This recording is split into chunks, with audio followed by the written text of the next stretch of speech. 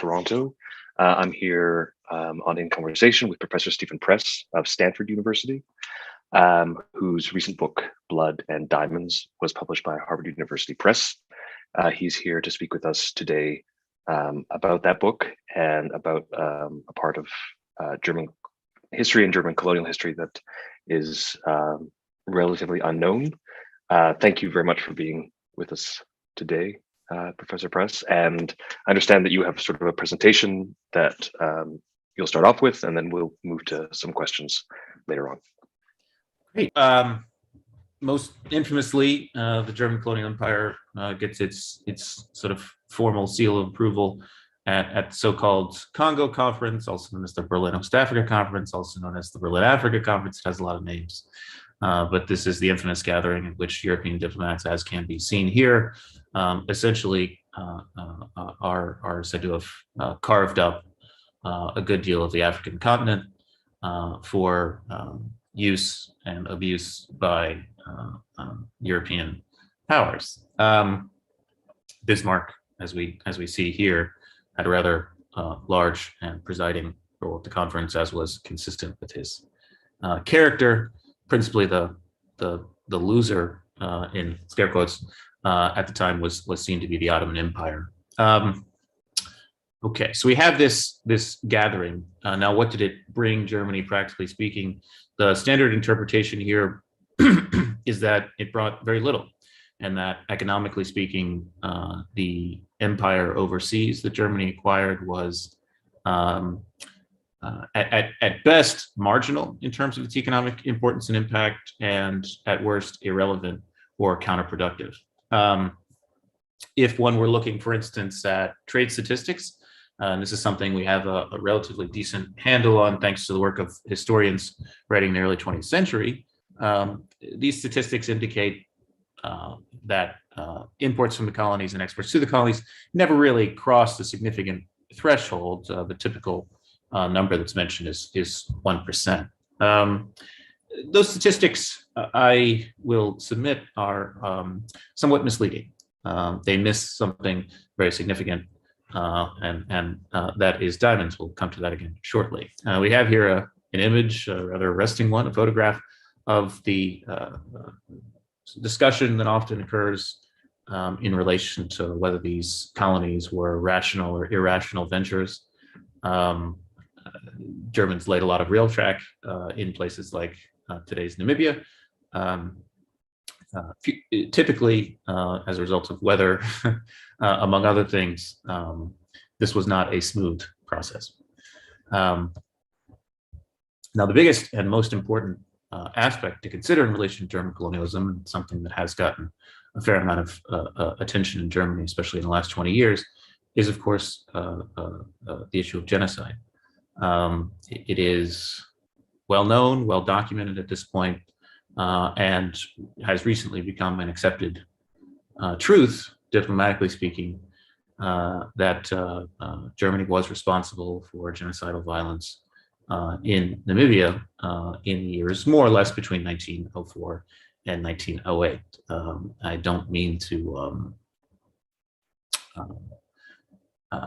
mean to distill this into crude parameters, but what this period represents is quite arguably the subject of various historical debates, mostly in the last 30 years, but initially begun by sort of large intellectual figures like Hannah Arendt, concerning potential continuities between German colonial violence and later violence in relation to the Nazi period. Without necessarily taking a position in that debate regarding continuity, I want to look at economic questions concerning the German colonial empire, and I will say a few more words about that in relation to the genocide. So typically, again, the genocide is seen, in addition to the immense human suffering it caused, human suffering that can still very, very palpably be experienced in today's Namibia. In addition to all this, so the historical thinking goes, the Germans got nothing economically speaking out of Namibia, and in fact poured money in for troops, these sort of instruments of violence, railroads, and the like. I want to challenge a little bit and revise that narrative about economics as a potential source of motivation in relation to not just Namibia, but also the German colonies overall. One of the reasons I was inclined to research that subject and look into it was that upon visiting Namibia to do dissertation research, I started to learn about how significant the diamond industry was for Namibia's economy today, how significant it has been really since the very early 1900s, and how difficult it is to capture a lot of activity in relation to the diamond market, not just in Namibia, but around the world. It seemed to me somewhat mysterious that more or less as the genocide was winding down or ending, the German diamond discoveries in Namibia were said to have begun, and I'll talk about that a little bit more shortly. To sum up, Namibia is today a very significant player in the world diamond market. It produces excellent quality gemstones, typically as a result of various natural processes. These are diamonds that don't need a whole lot of alteration or polishing. They are kind of ready to go for jewelry in many cases. They are not always very big, but again, this quality is quite significant. So I want to give a sense of the area I'm talking about here. Its apex is marked by this Google Map designation here, and the zone of diamond deposits in Namibia is typically something that can be said to span from this marker down to the border that is shared between Namibia and South Africa. For about 114 years, this is where diamonds have been coming from in Namibia, that and the adjacent ocean floor. This has been going on a very long time, more or less uninterrupted since the days of German colonialism, since 1908. Whether there's a connection between 1908 again and the genocide is something I would like to discuss. Even today, it is not out of the question that upon walking into the Namib Desert, after which we have the name Namibia for the country overall, one will discover or find a diamond. At one point, circa 1908, these diamonds were so abundant that it was possible, at least initially, for many individuals, including chiefly of Ombo workers as seen here, who sometimes were working under duress, quite often working under duress and under misleading terms. It was possible at any rate to harvest the diamonds with very little work and effort. This is not a large open pit mine, as one might expect, but rather a desert, on the floor of which, at least initially, there were millions and indeed billions of small diamonds ready to be extracted. At some parts, this desert is rather breathtaking in its expanse and inhospitality. This is the subject of sporadic German colonial activity from the early 1880s on. We will talk a little bit more about that shortly, but I just want to give a sense of how widely accessible diamonds are in the Namib Desert. Today, most of the extraction, well, quite a bit of it anyway, is going on, as I mentioned, in the adjacent ocean. But the bulk of this area in southwestern Namibia, former German Southwest Africa, remains today designated with a German name, Sperrgebiet, or Forbidden Zone, to use my favorite English translation there. And this name, but also I would submit the architecture for much of Namibian diamond extraction remains from the German colonial period. So we'll talk a little bit more about that. The rules, as I say here, the name, and also quite a bit of a legacy not just for Germany, but also for the world, remain really from this brief period of German colonialism, relatively brief anyhow, an even briefer period of economically viable and lucrative German colonialism. So going back to 1908, the first revision I hope to make with my book is one concerning the money at stake in German colonialism. I believe, rather than continuing to see this as a marginal venture or an economically irrational one, that when we go back and revisit the motivations behind German colonialism and also its activity, especially in Namibia, we can find economics and profit as a pretty consistent guiding force. In the case of Namibia, there were various objectives, but the most important and most consistent one, dating from the early 1880s right through World War I, concerns diamonds. As is somewhat well known, South African diamond discoveries, not that far in advance of German colonialism, had really revolutionized the world diamond market. Places like Kimberley, South Africa, to this day remain storied precisely for this reason. That appeal and that revolution, as I mentioned, it's often called the mineral revolution by historians in tandem with gold discoveries also in South and Southern Africa, that was part of the initial thrust here of the Germans into sub-Saharan colonial Africa, and especially in the case of Namibia. Now, it took Germans far longer than initially expected to tap into mineral wealth in Southwest Africa, and particularly to tap into diamond wealth. It took until 1908, more or less. And that is a 24-year gap.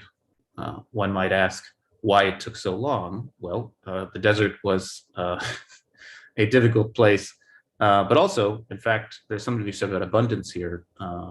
Many Germans lacked the expertise to identify the stones as diamonds. Some tried to, but lacked the connections to really authenticate them as such. Really, in fact, the very ubiquity of diamonds in this particular desert was seen as a reason by some that they couldn't possibly be real diamonds. That sort of small logic was proven incorrect. And so after 1908, really in the years leading up to World War I, we do have Germany, once it sort of recognizes and begins to extract these diamonds, become very quickly a big player in the world diamond market. I mentioned here, it is possible to verify with statistics that Germany, on the eve of World War I, was responsible for 20% of the world's, diamond output. Pretty big move there. However, there was very rampant smuggling facilitated by the expansive desert here, among other things, and by a somewhat inadequate, even by European colonial standards of the day, police presence. So really, we're talking about potentially more like 25 or 30% of the world's diamond supply coming out of today's Namibia than under German colonial control between, say, 1908 and 1914. That's per annum, perhaps 25 or 30%. So when one goes back and revisits this kind of diamond wealth, not just what was coming out per year, but what was available over a longer haul at the time, a haul that we know with the benefit of hindsight wasn't destined to end in 1914 or 1918, this was a pretty big deal. And this is something that typical narratives of the German colonial experience do not engage. So revision number one here, there was major money at stake. This was not an accident in terms of its discovery in 1908. Germans were looking for diamonds in Namibia from the early 1880s on. In fact, the so-called founder of the German colony in Namibia, a man named Adolf Luderitz, Hanseatic merchant, was looking for diamonds as well. When he showed up, he expected to find them. He expected to find them in part because of geographical proximity to and sort of familiarity of features with South African diamond discoveries. And this is something that can be traced in archives and archive documents in Berlin and Frankfurt and elsewhere. This is something that can be traced really from 1884 through to 1908. And of course, the latter 4 to 5 years there are also dealing with this, rather dark chapter in German history and German colonial history of the genocide of the Herero and Nama peoples of today's Namibia. One would perhaps like to, I think, again, consider above all the irrationality and the inhumanity evident in this genocide as having nothing to do with money. However, it is impossible to exclude that as a factor because, again, when one looks back at archive correspondence, one finds that some of the areas in question and some of the acts in question were not inseparable from findings about suspected diamond wealth, sporadic diamond samples that turned up, and various kind of geological projects that were underway in German colonial Southwest Africa. So this is, again, something I would like to revisit in my book. I would like to go back and say, well, although Germany really tapped into its diamond wealth starting in 1908, more or less as the genocide was ending, this is in fact a motivation and a process that has to be seen as having deeper roots.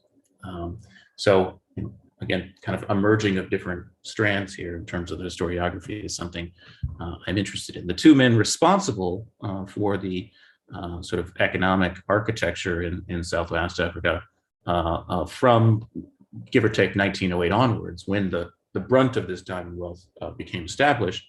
Those two men were Bernhard Denberg, seen here, and Walter Rathenau, most famous for lots of other things, especially being a kind of economic czar in many ways, or economic prodigy, rather, in regard to German financial and economic planning in World War I.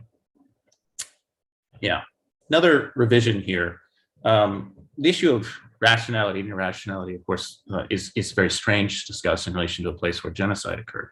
However, if we're again thinking about the way in which German colonial history turned out, it again makes sense to consider why this wealth took so long to discover, why and when it was discovered, and how it affected the German view of colonial activity, both kind of from its origins during its original period and into the years immediately preceding World War I. Just, suffice it to say, as can be gleaned from various figures and sort of balance sheets that came after 1908, there was more than enough money to be made in the diamond business by Germany post 1908 to recoup the expenses that had gone into establishing a colonial architecture, infrastructure, and rule in Namibia. This would even include the very considerable expenses that were involved in German warfare in Namibia and elsewhere. This kind of one big strike was, in a sense, more than enough to pay off the debts that had been accrued and the wagers that had been made on German colonialism. It didn't necessarily come to look like that so much because of World War I, but World War I was not inevitable circa 1908, and indeed remained inevitable through 1914. So, how do I justify that kind of statement that, in fact, German colonies weren't such a bad bet, financially speaking or economically speaking, in the 30-odd years of the German colonial empire? Well, a couple things to think about. The world diamond market was expanding very dramatically in the late 19th century, in part because of tremendous wealth generation in the United States. The United States, through 1914, was responsible for purchasing roughly 75 to 80% of the world's diamond supply. That does a couple things. It globalizes what might otherwise be seen as sort of insular German colonial wealth. Diamonds were something, again, this is why statistics find it difficult to capture diamond wealth and profits. Diamonds are something, are a commodity that sees value added many, many times, dozens of times, arguably, and price increases dozens of times in between sort of extraction and winding up on someone's finger.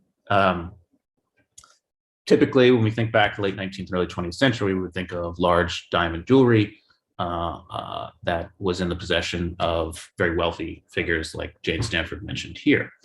But, and this is again something that's really significant to think about when we think about the beautiful and small gemstones that were flooding out of Namibia after 1908, this is not just something really that's specific to the rich at this time. In fact, there is a kind of democratization underway in the world diamond market, especially in the United States, in the years, say, 1890s, 1900s, and post-1908.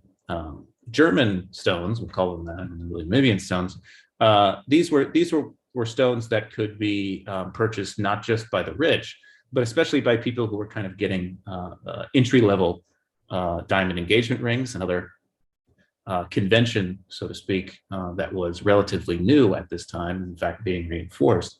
I have some figures at bottom here regarding the typical size of a Namibian diamond, say circa 1909 to 1914. These were, again, high quality stones, didn't require a lot of work, polishing and so forth, and they could be placed on a diamond engagement ring, even in a very small size, precisely in a very small size, with a kind of frequency in a place like the United States that had never been seen or achieved before. So as I mentioned here, one of the things my book attempts to show is how this German colonial engine and to a large extent German colonial violence in Namibia was connected to the diamond engagement ring culture, and in many cases, courtship culture and relationship making in places far around the world, including the United States. This is a problematic connection, but I do believe it's an important one. It's one with implications beyond Germany and German colonial empire. It's one to think about more broadly. We think about conflict commodities today when we think about things like so-called conflict minerals, blood minerals. We're often thinking about sub-Saharan African places still, but we have a kind of limited time horizon when we think about this. Typically, there aren't conversations about conflict minerals that predate, say, the 1990s, 1980s, possibly 1970s.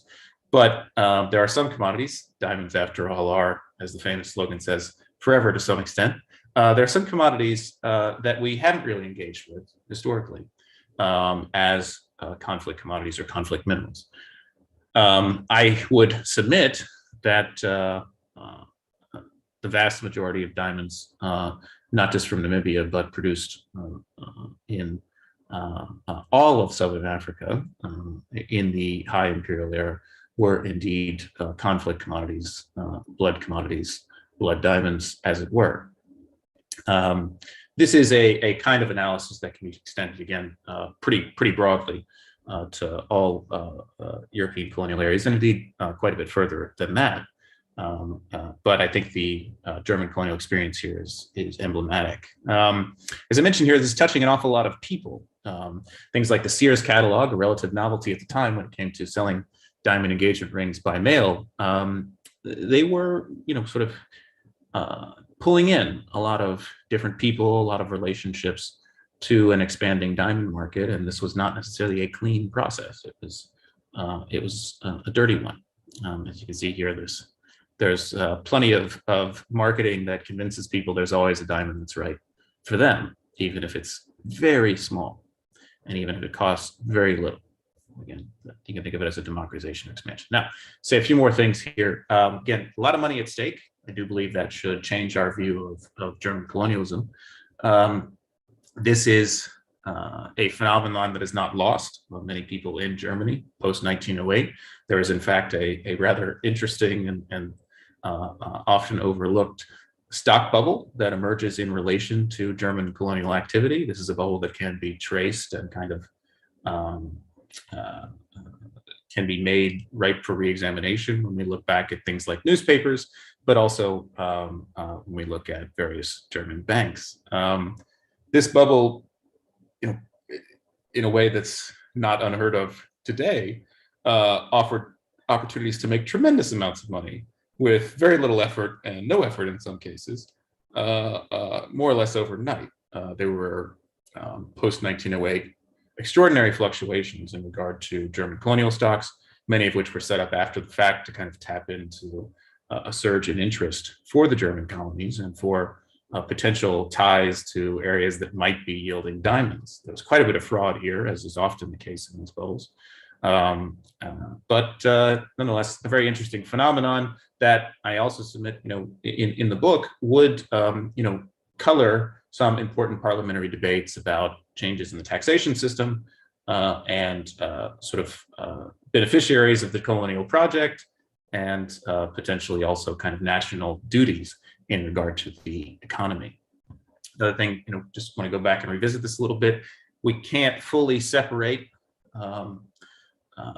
projects for colonial expansion, further colonial expansion, sort of notions of colonial value to be had with aggressive German saber rattling and aggressive German expansion pushes, even through 1914. We can't fully separate all of that from notions about colonial value and wealth, which of course had undergone a pretty big test and arguably validation with the activation of a big German diamond industry in Southwest Africa. So another potential revision to think about there. Now, long story short, it didn't really work out for the average German between 1908 and say 1914 or 1918, that this extraordinary colonial diamond potential and wealth in Southwest Africa translated into real gains. It did not work out that way. On the other hand, there was a perception, because it didn't work out that way, that this was a corrupt process, that the colonial economy and its architecture was corrupt, obviously in ways experienced first by Africans, but then down the road experienced by Germans themselves. Quite a bit of discourse overall in European colonial settings at this time and metropolitan areas about who benefited from this colonial system. That's a question that occupied people like Vladimir Lenin, among others. But in the case of Germany, what really put this to the test and what really generated this public discourse about colonialism, winners, losers, and that kind of thing, what really did that was the diamond wealth. There were various inquiries about this, featuring allegations of corruption, privatization. I can talk a little bit more about that later, perhaps, if there's interest. But a lot of this dated back to the early days of German colonialism, seedy days, even by colonial standards. And a lot of this threatened to expose and call into question what was a rather flimsy basis for German colonial presence in places like Southwest Africa. So this was a problematic discourse on a number of levels. Again, it potentially led people to question and examine questions like colonial sovereignty, who had kind of supreme power or authority in a given place. A lot of this was not at all well established and rather inconsistent even by the European standards of the day. And all of this made, sort of the issue of German colonialism and German diamond wealth ripe for creation of scandals in places like Germany. A couple more things here in the discourse of the day. It fits into conversations about nationalization on the eve of World War I, the structure of the German economy, how large a role corporations should play, what kind of power they have, how the government might check that. Again, issues that seem also timely in our own day. There was a lot of discussion about what became of these German colonial diamonds once they exited Namibia, reached Europe, who would in fact take advantage of the other stages of value creation that I mentioned, in between kind of extraction and these diamonds reaching, say, an engagement ring and reaching a finger in a place like the United States, who would tap into all of that other wealth. Germans came to believe, on average at least, that they didn't get enough of that. And that's a discourse all the more interesting in light of World War I, because there was a strong connection between Antwerp and Belgian diamond magnates and the German stones coming out of Namibia at the time. I can go into that also if there's interest. Above all here, the discussion at the time really kind of generated scandal concerning the sealing off of this principal area of diamond extraction in German colonial Namibia. A lot of people were made to feel excluded from the wealth generation. Principally, I smile because, of course, actual Africans are the foremost excluded party, but Germans themselves were made to feel excluded in many instances because they were told this area was not for them, even though they knew a lot of wealth was at stake. The discussions and debates about that concerned pretty major figures who were going to play a larger role in German history very soon. Matthias Erzberger, as mentioned here, was one of those figures. Erzberger's rise to great prominence and influence was assisted considerably by this business of German colonialism, and particularly German colonial diamonds. There were repercussions for this beyond, well beyond World War I and its end. The issue of German colonial diamonds, and indeed the issue of the German colonies, lost colonies, as they were often called in the 20s and 30s, this issue doesn't go away. And in fact, the subject of German colonial empire and potential value to be had from the colonies, what was lost, gained, etc., all of that is still being discussed rather heatedly and often cynically under sort of under the aegis of Nazi Germany. And many of the former German colonies, principally German Southwest Africa, but not alone. Many of these former colonial sites play an interesting role in terms of Nazi propaganda, as can be seen at bottom here. There's also always a significant subject in terms of German history into the 20th century. There's also quite a bit of there's also considerable dimension here regarding anti-Semitism, and it is not accidental that a lot of this anti-Semitism is strengthened by discussions of German colonial diamonds and how the rules for them, rules that outlive German colonialism itself, are crafted by Walter Rathenau, whom I mentioned before, and also a man named Bernhard Dernberg, who is in some ways the central character of my book. Dernberg would, even well after he had ceased to have any real power in the government, be a kind of boogeyman in hyper-nationalist propaganda because of his supposed misdeeds, above all with German colonial diamonds and the management or mismanagement of that wealth. So I think I'll leave it there for right now, and turn back over to Carter and hopefully cover a few things that I didn't get to in this talk. Well, thank you very much for that, Stephen. That was great, and I think gives a good overview of the book, because it is very complicated and there's many different sort of factors going on there. I mean, Dernberg is this figure that sort of comes in and is not particularly, he's in no way sort of an attractive figure, and executes a lot of that sort of not destructive, but not great colonial policy. I'm not sure even how to sort of really term it, but then it has this very complicated afterlife in the world of German politics. And so I think you do a really good job of tracing those things out. I guess I wanted to revisit a little bit the sort of misapprehension that Germans have, and maybe people thinking about German colonialism has, that it wasn't a significant part of their foreign policy in the same way that it was with France and Britain. You mentioned certainly money proves that it was to a certain extent, but the impression of why it wasn't, you mentioned in the book that Bismarck was certainly hesitant for a time about that kind of expansion. And I wonder if that has sort of seeped in to the some sort of historical consciousness, and you identify very clearly the moment at which he changes and actually wants to commit to that enterprise. But I just wondered if you could speak a little bit more about where that misapprehension comes from. Yeah, no, that's definitely an important issue to consider. I think you're absolutely right. There's no shortage of material out there to confirm that Bismarck was pretty consistently opposed to formal colonization and former overseas colonization, so far as Germany was concerned. This is something he consistently declines from the 1860s, the 1870s, into the 1880s. He is seen to have changed his mind circa 18, I mean, we could maybe say 1883, but certainly by 1884 and 1885. However, as is often the case with Bismarck, his calculations, even when he is seen to have changed his mind and kind of briefly approved this colonial project, his calculations are not always identifiable, or at least not always classifiable in the way we would like.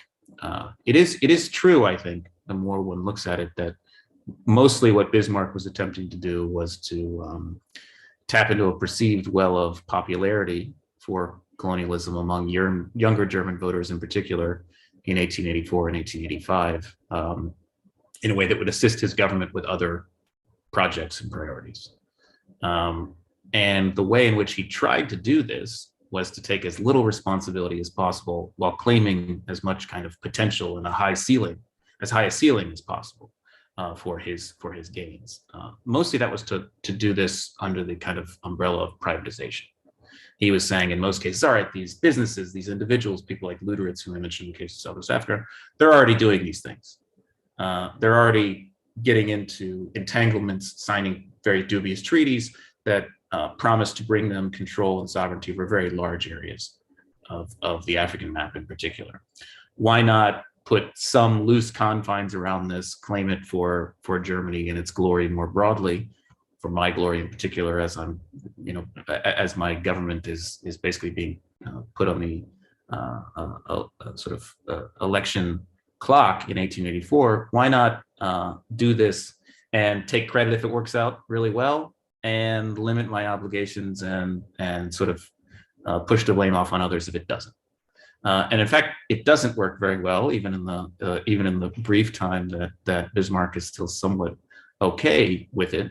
And by the late 1880s, not long before Bismarck is going to exit the stage, by that time he wants nothing to do with this, as little as possible. He wants to wash his hands of it, but of course he can't for a variety of reasons.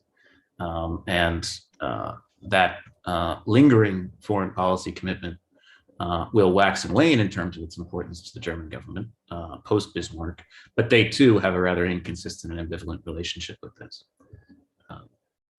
After 1908 and the flourishing of diamond wealth, for a time at least, German diplomats and German planners are going to look at this issue with more leniency and sort of brighter ambitions in mind. Yeah, it's striking that there was this sort of long period of time where there was sort of nothing happening in this region, and there was sort of this continually looking down to Kimberley and to the success of De Beers and those corporations making huge amounts of money, and then kind of not understanding that the geology of where they were in Southwest Africa was just different, and diamonds would appear differently. And indeed, it was very different. Diamonds had never been discovered before the way they were discovered in Namibia. This sort of turned everything on its head in a similar way to how South Africa turned everything on its head in the 1870s. I just want to, because the Nama and Herero, that extermination order that went through, was sort of right as the diamonds were being discovered, but that order is sort of very disconnected from that discovery. Yeah.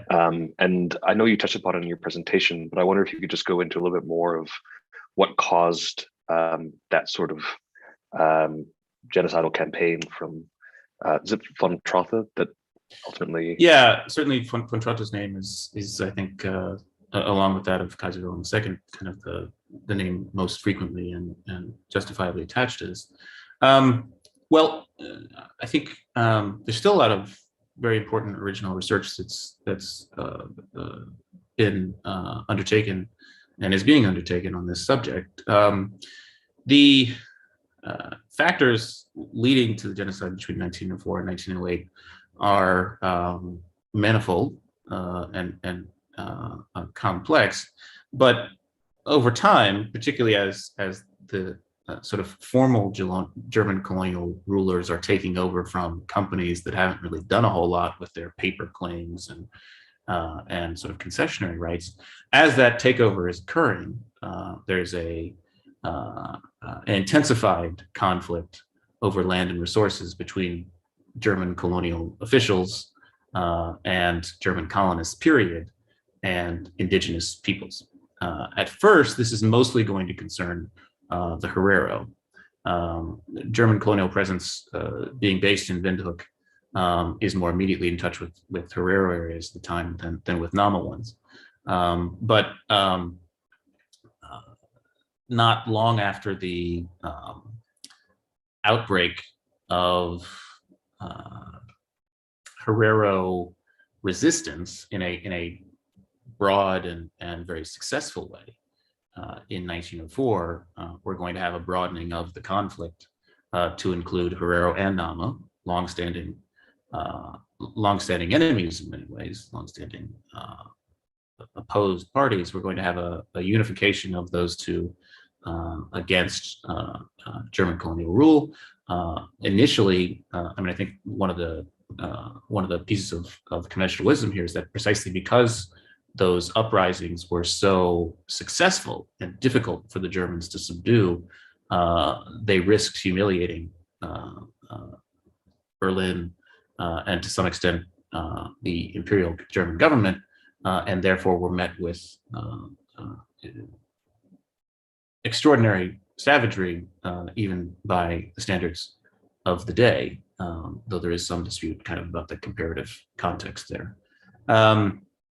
This extermination order and its genesis is still much debated in literature. I mean, there's certainly leading books like that by Isabel Hull concerning what this meant and where it fit in. I think for me, the interesting aspect was to consider that although there was not certainly not a direct link between that order by any stretch and economic motivations, it was also more or less contemporaneous with Kaiser Wilhelm II receiving briefings about the economic potential in Southwest Africa, and particularly briefings that said, hey, we're really close to finding diamonds, and maybe we even did find diamonds in places that are really in dispute in this war that is ongoing between German colonists and the Nama and Herero people. And one final point about that is the war brought so many German troops and so many additional European potential European settlers moving through the desert of the Namib Desert and the lands of Southwest Africa, that they in themselves and the war in itself really increased the odds that the diamond wealth would be identified and mobilized. It may not surprise people to learn that in a really harsh desert, where typically all visitors are going to move through relatively quickly and try to linger as little as possible, lots of shimmering sands can be overlooked. And this is something that no longer is going to be possible in the same way once this military conflict between Germany and the Nama and Herero really intensifies. And another thing that was going on in that conflict was the further construction and expansion of a railway network. And the big turning point in regard to German colonial diamonds does come as a result of an indigenous worker discovering diamonds, actually a worker who spent time in South African diamond settings. This worker discovers and identifies the diamond wealth in a way that, and in a place that is going to be kind of the real starting location of the German diamond industry. So all these factors increase the likelihood of this industry taking off. Right. And then that subsequent sort of loss through the murder of the Naman Herero people lead to, I can't remember the precise term they use for it, but then there's, when they do find the diamonds and need labor, there's a shortage. Yes. And you have the sort of Cape migrants, but also the dubious agreements being made with the Ovambo people to come and work in the mines. Yes. Another important point that you brought up that I didn't really get to earlier. So, yeah, I think diamond wealth, even in a place like Namibia, where it can be had without kind of that great subterranean effort that is necessary in say, the Kimberley mine, this diamond wealth requires humans. Certainly if there is an irrationality that exists in German colonial economic planning, it's identified in, it can be confirmed in terms of the colonial violence in this war, because the Naman Herero populations were so devastated, devastated irrevocably by this violence that Naman Herero were not available, let alone willing to do this work of diamond extraction. So the colonial vision again of Germany broadened to the north, to what was then known as Ovambo land, and the Ovambo people in increasingly large quantities did make their way down, often under dubious pretext, to work in these diamond fields in the Namib Desert. And this, again, in the long term, did fundamentally alter and determine in many ways the demographics of today's Namibia, a country in which political discussions, among other things, run foremost through the Ovambo people, and to a much lesser extent through the Herero and Nama. And would you attribute that to the sort of memory work or lack of memory work that when you visited, the sort of, in your conclusion, you sort of have observations of being in this cafe and sort of site of historic sort of German violence against these people, and there's actually very little reference to that. It's sort of speaking about the diamond industry, which is still very prominent in today's Namibia.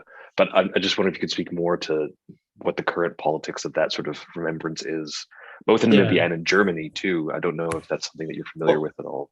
Well, I mean, I think certainly I'm not an expert on the subject of memory, but I'll say a few things.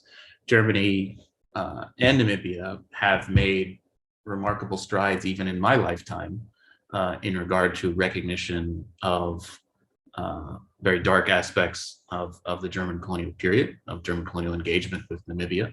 I think Germany has done its best work in this regard with Namibia, and rightfully so, given the sort of the pall cast by the genocide.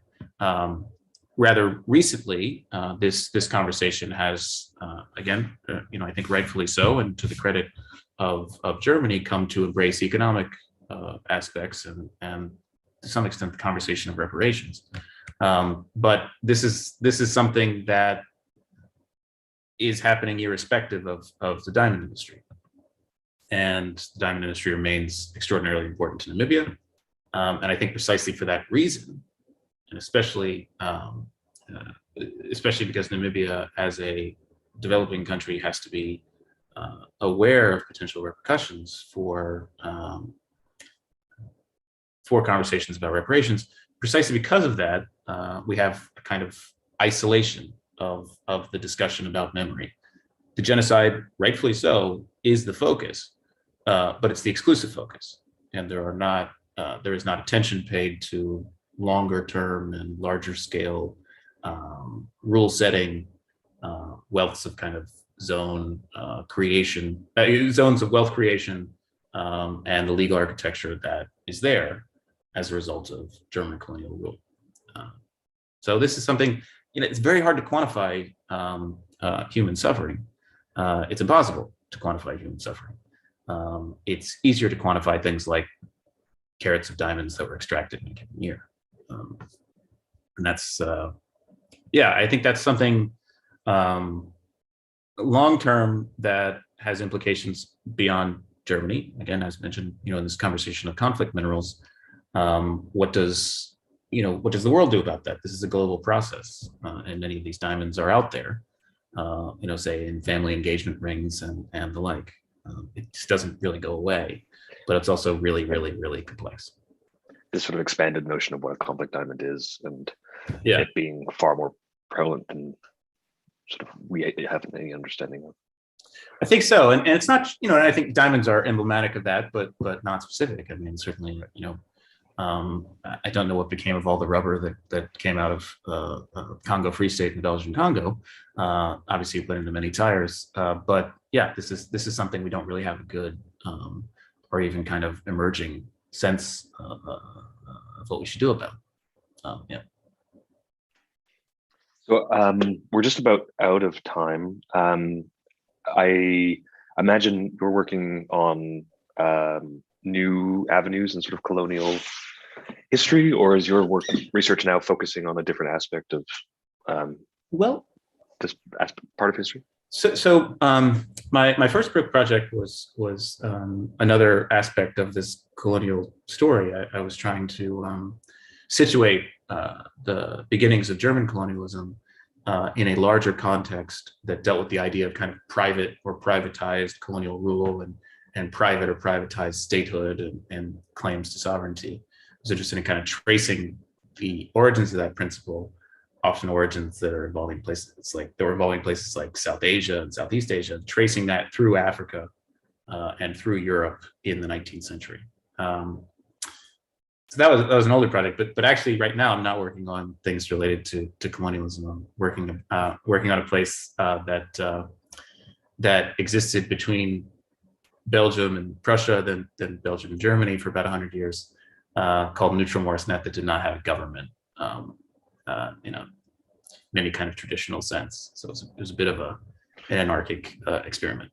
What's it called again? Sorry, neutral. It was called Neutral Morisnet, Moresnet.